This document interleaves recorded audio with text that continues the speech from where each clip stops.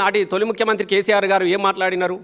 పాలమూరు నల్లగొండ, ఒకప్పుడు పల్లె పల్లెన పల్లేరు మొలిసే పాలమూరులోన అని పాటలు పాడుకున్నాం.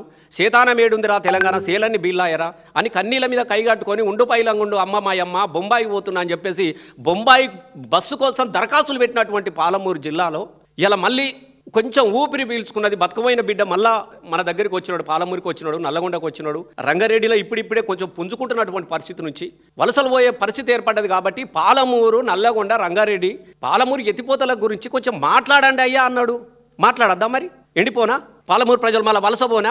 నువ్వే అన్నావు కదా, ఓ ప్రతిపక్ష నాయకుడు సలహాలు స్వీకరిస్తాం, మరి ఉంటే వారి సలహాలు స్వీకరిస్తాం అని చెప్పినాడు. అట్లాంటి పెద్ద మనిషి గురించి ఎంత నీచమైన భాష మాట్లాడినావు రేవంత్ రెడ్డి గారు మీరు అనొచ్చు. నా సారాది అంత అహంకారం ఏంది నీకని మేము అడుగుతా ఉన్నాం. జాబ్ ఇస్తాడట ఈయన కేసీఆర్ గారికి అట. షేక్ మస్తాన్ ఉన్నాడు షేక్పేట్లో, అక్కడ జాబ్ ఇస్తావా? ఇదా నీ అహంకారం? నువ్వెంత, నీ బతికెంత, నీ విలువెంత? ఆయన కాలి గోరికున్నటువంటి విలువ కాదు మిస్టర్ రేవంత్ రెడ్డి, గుర్తుపెట్టుకో.